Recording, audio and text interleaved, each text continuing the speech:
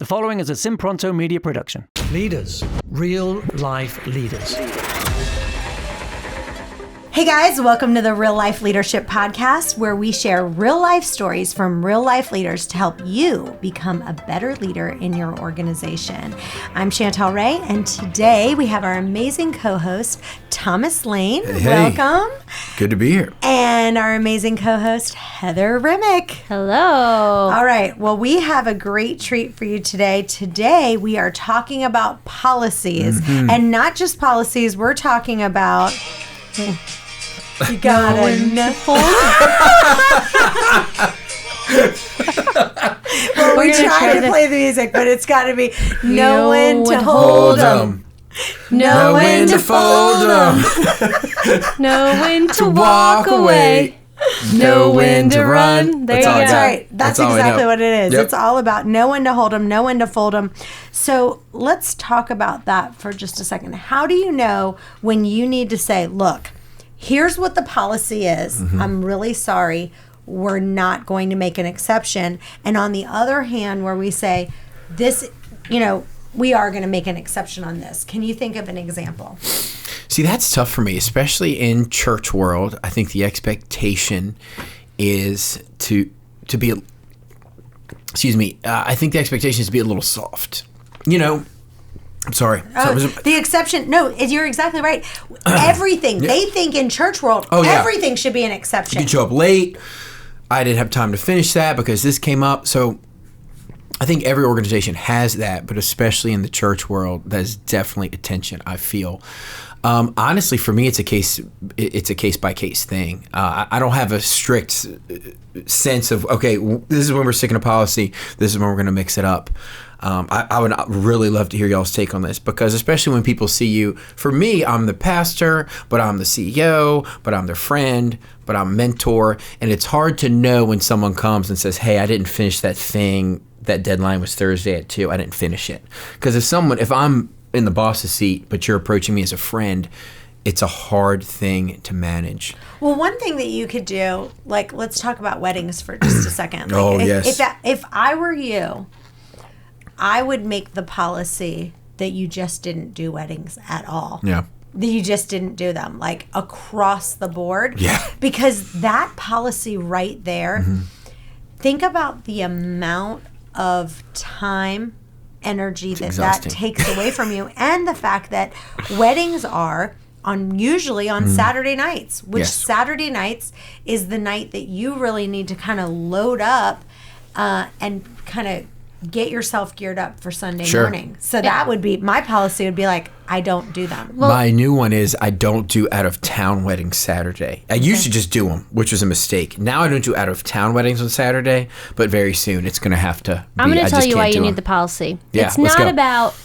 I need to be at church on Sunday. This is what it is. When you don't have a policy, when you tell someone no, their feelings are hurt. Right. Because you did it for them, but not for this person. And when you don't have a policy in place, you leave yourself open for, well, why'd you do it for them, but not for me? And that's, above all else, you have to have policies to say, that's the policy. I'm not the right person to ask about this because I am the policy police.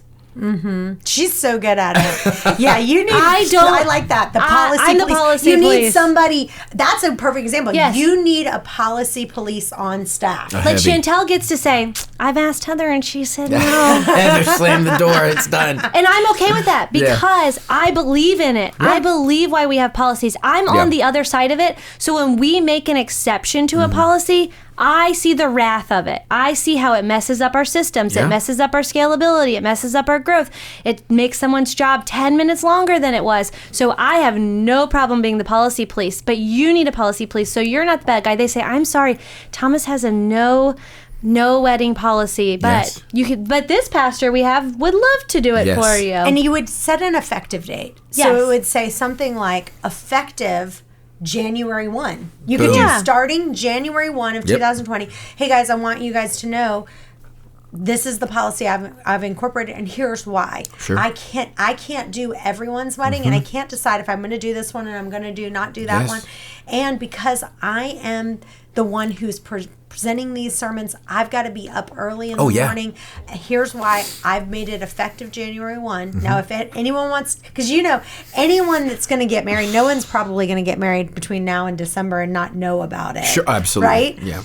Even though I did get married 30 days later after I got engaged. But I'm an exception to the rule. Competitive. Yeah. I'm going to beat that deadline. Yeah. But yeah, you make a deadline where you say, at this point, we're not making any exceptions anymore. And think about the productivity that you would have if you weren't doing that. It's well, unbelievable. you wouldn't have to answer the question anymore. It's That's easy. the problem. Yeah, no, you it's get, good. like, when you... I'm telling you, I'm going to get fired up in this I love it. podcast Come on. because it Do it. drives Heather. me Do it. crazy. But every time somebody asks you a question that is not policy driven, it takes time, and then you have to let me look at my calendar. Oh, I can't do this one, and then you have to have a conference with them, a 30-minute of why. I love you guys, but I can't do it. And it just when there's the policy, you gained all that time back. Done. No questions asked. Yeah. It's just so much easier. And it's not personal. It's no, not a thing. It's not personal. policy. Yeah, Because it's just what now, we do. like you were talking about, you said you had, and they're like, but we love you and you're our friend. Oh, and why it's can't you awful. come to Rona? No, you would be like, Oh, and it's literally what they said. Yeah. It's literally because I did someone else's wedding. Yes. And the whole thing was... yes, well, you did it for them. I and saw you on it's Facebook. It's literally what they Yeah. said. Yes. And they weren't trying to twist the knife. They No, were just, they were they're like, upset. they were Yes, confused. they were Yes. twisting Maybe the a little knife. bit. Yeah, maybe a little bit. People But at they- church don't do that. No, they would never.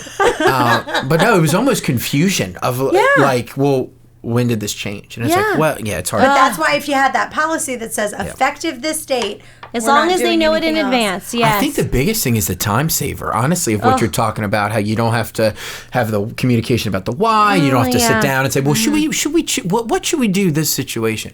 I think really, once you spend that little bit of time to get that policy in place and then you just enforce it, Yes. I think you save hundreds of hours over the course of the organization's life. So I'm going to tell you a story, and Heather will kind of go on about this. But I was it's going to say, go off about it. I want to see that. I was going to Yeah, she was. I figured I'd restrain myself. Come on. So we have a small transaction fee that we charge on each file. Okay. And it's not very much money, but we need it because we don't charge for so many other things. And so we have to have that as part of our growth.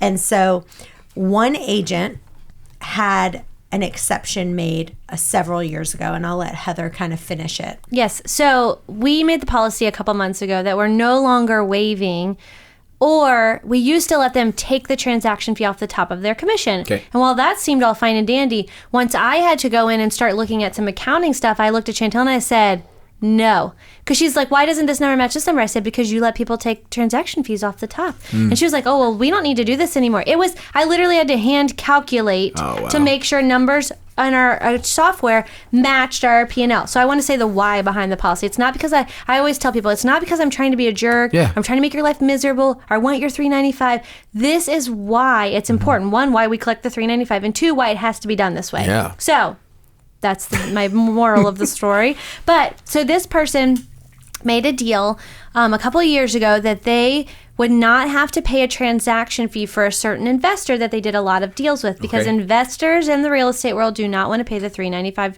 or most real estate companies charge some type of transaction fee from $495, $395, it just depends. They don't want to pay it. And so we made a deal where we said, sure, you can waive it. Well, now that we have this new policy, it comes back around and they're like, my investor's not going to pay it. You told me I could have it waived and I'm not going to pay it. So now we've literally had 3 meetings about whether or not this one person should have their $395 fee waived. Now, I stand very firm because I know what it's like on the other side. Yes. So we make an exception for one person, which is not a problem, except that one person, we now have to remember we made an exception for you. You get a waived $395. And now we have to make an exception for you. So we have to remember in this office for this person, they don't collect one. So yes, that's okay. It's too much for an accounting person to know. Yeah. It doesn't make our numbers match. It doesn't follow the policy. So I was a very, very strong no, we're not making an exception to this. But of course we seeked counsel, and they made a really great point that when we change policy, that's fine going forward. So that's why it's great in your situation where it's like, Yes. as of January 1, no more weddings, right? So, but what you wouldn't then say, But so I know I have you scheduled next month, so I'm not going to do your wedding now because that's my new policy. Sorry. Yeah. You wouldn't do that. So if someone had already had scheduled with you in February, you're not going to cancel them. I'm sorry, I made a policy. They would January love 1. that. Yeah. So that's the same situation. It's very the same. And in my policy police moment, I have my policy police blinders on, and I'm like, the answer is no. Like there's a song that says, my name is no. My sign is no. Like that's me. Yeah, we need that song. I get in that zone. I get in the no zone. I'm like, nope. And so, what they said was, it's when you make a new policy, someone who you've made a special, you've made an agreement, you made a contract with that person. Well, she's really getting the music going here. It's coming. It's building. It's coming. No. Yes. No. No, that's what we have to tell people. Yes, That's your theme song. We live by our song mantras here. Yeah. But the thing was that really we made a contract with that client, and that is a client of ours. That's our customer.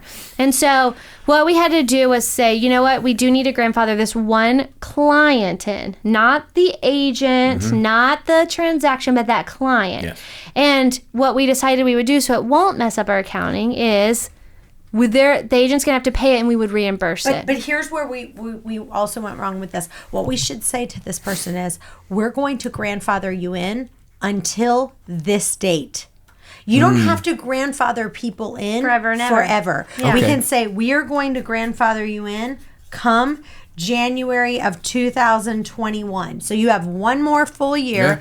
This is when we're doing it. Come this, we can't do it anymore. And if you decide to leave, you decide to leave. That's all we can do, because at some point you cannot have, my biggest pet peeve are if-then statements. I truly believe if you want an organization to work like a flywheel, every time you do an if-then, it goes flywheel, flywheel, flywheel, flywheel. If-then, if-then. And you just literally lose that flywheel, and you've got to get everyone on board to be able to understand that. So it's you can grandfather people in, but you don't have to grandfather them in for life either. No. Because sometimes it just needs to have a time where you go, we've got one more year, and then by that time maybe they'll just get over it. It gives them a year. It gives them a year. It's true. And that's kind. Yeah. I'm going to give another example. So I have a Peloton bike, and they came out with a new monitor, and obviously they're expensive. And what they said was, your monitor is going to continue to work, but we're not going to provide you any more updates.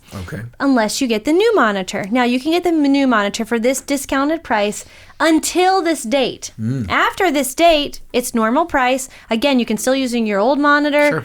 No new stuff's going to it, but if you want the new one, you have that was like a year time to buy it for this discounted rate. And after that, the discount's gone. So it's the same thing. Yeah, we're going to honor it for this amount of time. You can either do it the old way, meaning you can pay the transaction fee or have them pay the transaction fee, or we're going to do it this way until this time. And you have to just give people that. I mean, it is literally it's like driving on a flat tire. Ugh. Every time I turn around, I'm like, are we seriously talking about this again? Chantel just looks at me and starts laughing. I'm like, don't even ask me. She's like, tell the story. I'm like, I'm not telling the story again. Like, it drives me crazy every time I have to. And that's just one. Tell the speech. Tell the speech that you're going to give this week. Yes. Because what happened was, she did give a speech. She gave this big policy speech. And then people still were coming to her and going, no. Well, I know you said that we weren't going to do a policy change, but I have this one exception. So where does that come from? Like, why do people feel like they can ask that? Because once you give an inch, they take a mile. That happens with me, too. Is that what it is, you think? Okay. So that's good to know. Give an example. I can't even think. I was going to specify. I can't even think of one. I'm going to give you an example. Okay. But please. So I'm telling you, this was last week I dealt with the same problem on a different issue. Every day. So we literally were like, this is the policy. So the next day they came back, we told them the policy, but this is what they want. And I'm like, okay. So we tweaked the policy a little bit more. Yeah. Nope. We went back. Nope. Now they want this. I told them, I said, this is the final policy. Do not ask me to make another exception. But because we made 3 exceptions that week. Yeah, there you go. That is the problem. Sure. So I had the speech with them. So I'm having another speech with them. I love it. This Friday, I'm telling them. Come on. There will be no more exceptions from myself or Chantel.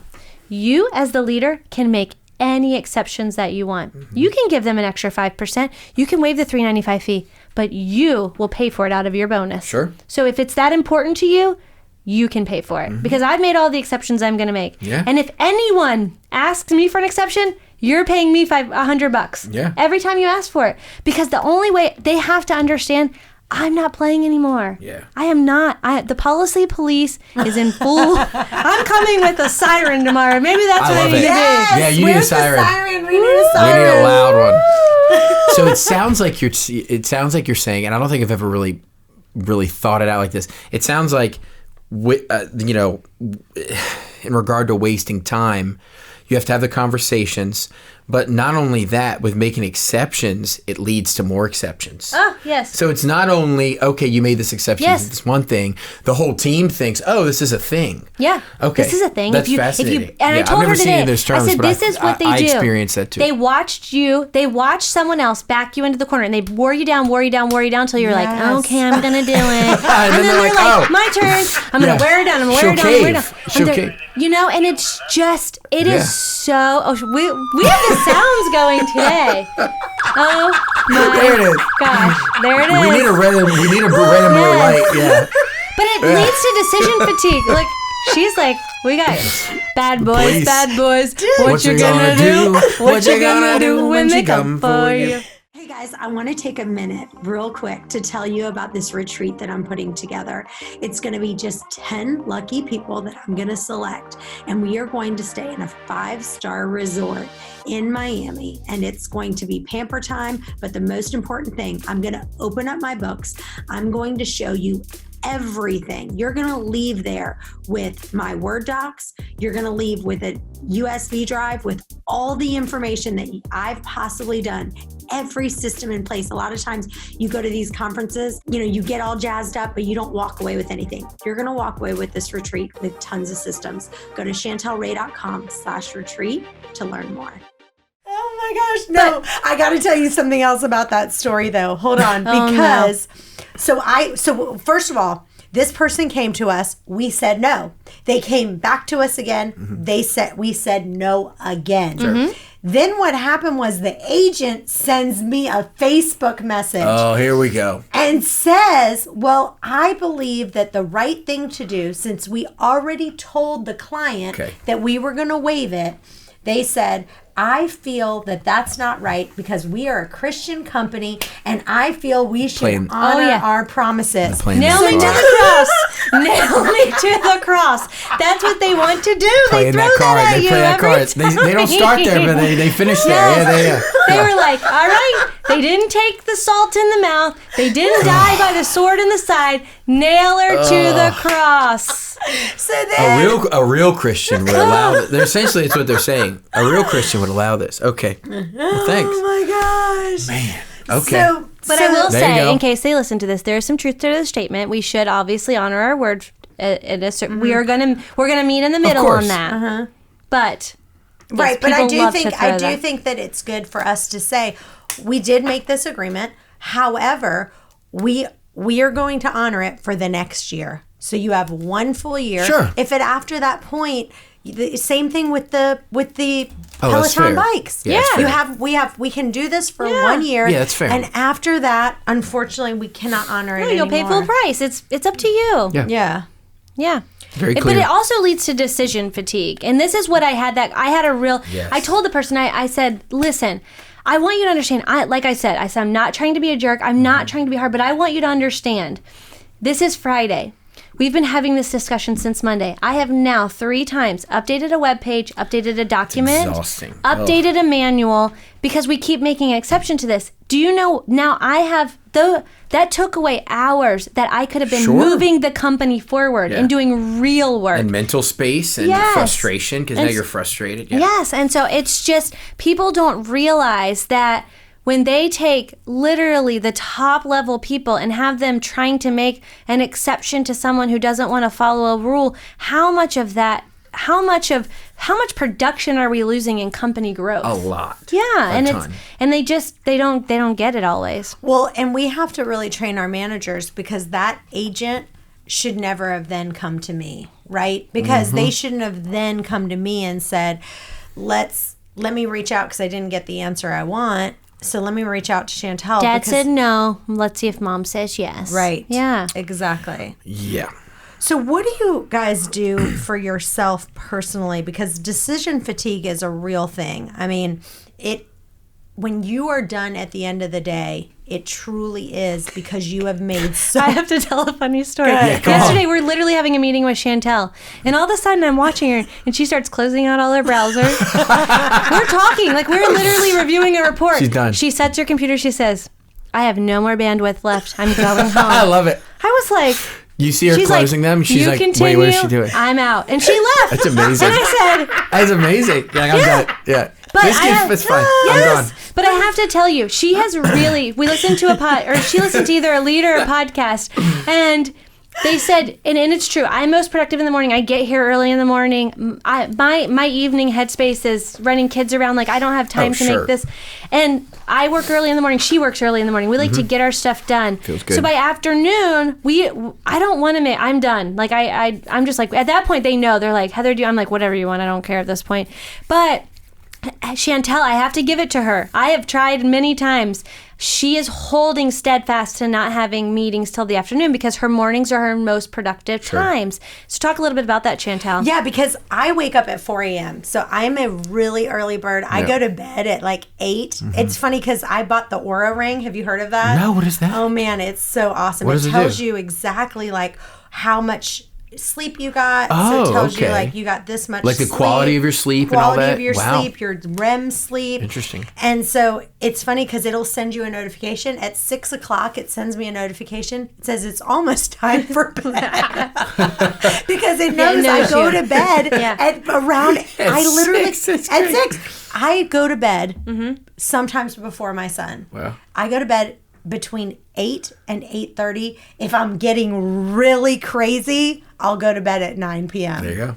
But because Night I'm out. up at 4 a.m. every morning, and I'm like, when I go, I go. Go. So for me, I'm so productive until I would say 12, I start really kind of losing steam. But by 2 o'clock, I am done. Game over. So I kind of have like a window where I go, okay, 12 o'clock, I've got to have my A game until then. After 12, I could have some things that if I need to have energy for, like this, I need to have some energy for this. Because if you asked me to do this podcast at 2, you would get like not much out It would be of me. awkward if you just walked out on the podcast. Like she just lost my bandwidth. If you put I'm the done. mic I've down lost and my just bandwidth. walked out. What is she? Yeah, we're like, well, she just did a mic drop Where'd she of go? tiredness. Oh my gosh.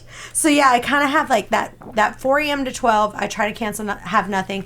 Podcast, stuff like that, I'll put between 12 and 2. And then meetings, they're going to be after 2 p.m. and that's the end of the story. And people try to get me to move them, and that's when I really hold firm. She really is, yeah. I'm holding firm on that. So what other things do you do that really help with decision fatigue for you, that you do on a regular basis that you go, this really helps me? For me, I think it really is, on a similar vein, really protecting my calendar. When I'm out of the office, I have an away thing up. So from 5 o'clock Thursday through really Monday morning, I don't talk to anyone. I don't make any decisions. Sunday's done. We're not changing a song. We're not changing the sermon. We're not editing this. It's done. We're not talking about it anymore. Having principles, I love what you said. It may have been a different podcast, but essentially when like helping your team know your why behind it, I think helps with policy. And even if you don't have a specific policy for that, if your team knows, okay, this is what she would like, or this is how he operates, I think that solves a lot of questions. If your managers know what you would say, they don't have to get you involved, which is great. Yeah. So really, not just answering questions, not just solving problems, trying to get your team under you, the level under you, to your directors or whatever, to know how you think, how you operate. I think that saves so much time. And it takes time up front to explain why, but I think that is amazing for me. I've seen so much fruit from that. For me, it's part of it is my clothes. They say that Steve Jobs wore the same thing every day. And Zuckerberg too. Yes. Say, yeah. And my husband, I went to his beach party. He had a beach party, and here I come with the same outfit outfit I always wear. I have a 3/4 length shirt and then pair of leggings. And someone was like, Chantel, this is a beach party. And my husband looks at her and goes, I'm going to stop you right there. He said, this is the outfit my wife wears to work out in. This is what she wears to play tennis in. This is what she wears to church. This is what she wears to work. And she even wears this at night to turn me on. But I wear the same thing. That's it. And yeah. I love him for that. Like, he doesn't get upset. He's never like... He knows. He gets it. He's never like... Chantel, like, could we like spice it up? Or could you do something Could you wear like long leggings instead of capri leggings? He just never complains. He just like he like backs me up on it. He understands the why, yeah. There's a method to it. He's like, I get to use her half of the closet that she's not using, so it works out perfect. So, what about anything else, like lunches or food? Like even making the decision of what you're going to have for dinner or what you're going to have for lunch. I think it's Craig Rochelle of Life Church. I think, unless this has changed. He does. Well, he's an assistant, obviously, but he has, I think, 3 or 4 different lunches that he likes. He never goes out to lunch.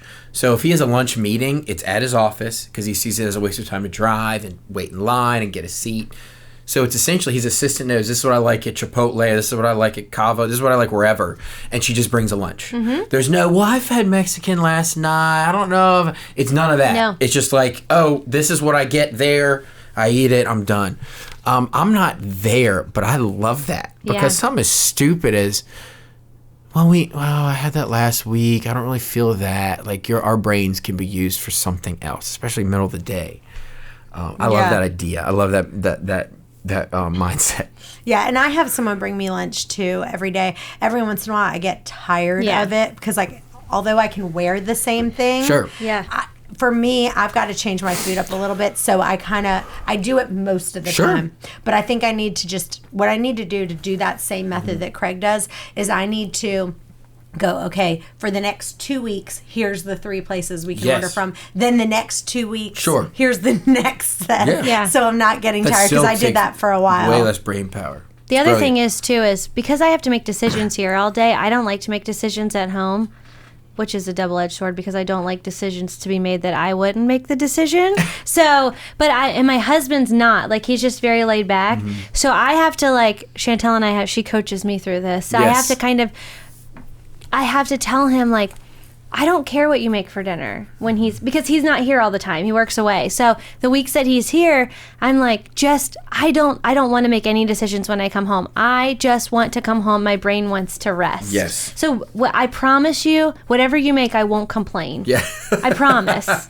And so it's just, that's how I have to do it because I cannot run 24/7 making all the decisions. No. It's just it's too difficult. You have to rest. You have to rest at some point, and I'm not good at resting. I think you need to know yourself. I heard this podcast where the guy was talking about how he literally doesn't, because he has a little bit of ADD, he wanted to write a book and he had so much trouble doing it, but he had learned when he was going from like here to California, he was like, I kind of wrote like 1 chapter of my book and I really made progress. So what he did was he booked a flight to Tokyo where he went to Tokyo. No. He took a 2-hour break and then went back. He spent $5,000 and wrote his entire book. Wow. Because he knew he couldn't do anything else. Sure. And he said, like, some people, when they get on a plane, they just get tired. He's like, when I'm on a plane, he's like, I know I can't do anything else,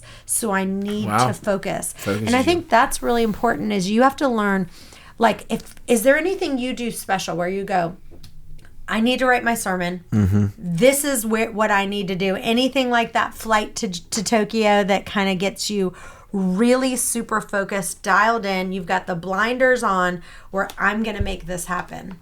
For me, it's mainly when I'm practicing. I go in the room. We have like a guest room. Go in the room, shut the door. Everyone knows what I'm doing. Turn on a white noise machine so no one can hear me. And I don't hear everyone else. Phone off, computer off, timer on, and just go. Because, like, you know, if it's a 30-minute talk, if someone interrupts you 18 minutes in, it, you know, derails kind of the whole thing. So really being able to just do it and focus, that works for me. And that's more something I do at home just for the extra layer of privacy. But for me, it's my phone. Because it's, when you get bored, you're like, well, what's on Instagram? What's on Facebook? What's on the news? And that, I think, just completely derails you. I was reading some study. I wish I had the stats here.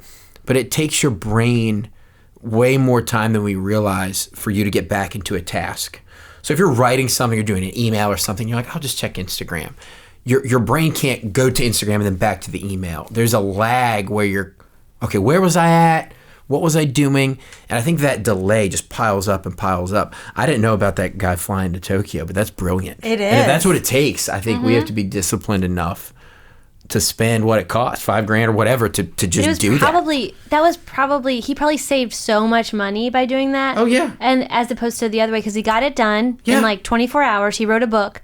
And what it would have cost him in time and effort, he probably came out way in the positive on that. And he was wise enough and humble enough to know that that's what it took. Yeah. It sounds like it wouldn't have happened otherwise, Yeah. which is okay. And time blocking. Like for me in the morning, like I'm getting ready to write another book, but it's going to be a Bible study. And so I've decided to do just spend, if you can, whatever it is that you want to accomplish, either make it 30 minutes or an hour. Don't make it more than that, because if you try to make it more than that, then you'll be like, I don't have time to do this.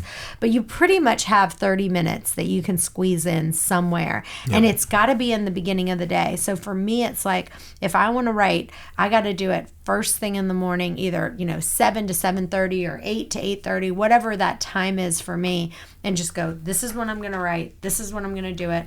I'm going to do the same thing every day, creating that habits. Do you have any habits that you guys are doing right now to kind of take you to that next level? One thing that I think you've really instilled that I try to do is on my drive in, I listen to podcasts, and that helps me get focused, because it's just something about listening to a powerful leader give some tip, and I'll rewind and just listen to that little piece again. Like we listened to, it's funny because I watched it live at the Global Leadership Summit when Pastor T.D. Jakes? Yes, but who interviews him? Bill Hybels? Yeah, Bill Hybels interviews T.D. Jakes. And I listened. I've heard it. As soon as he started talking, I was like, oh, I've heard this before.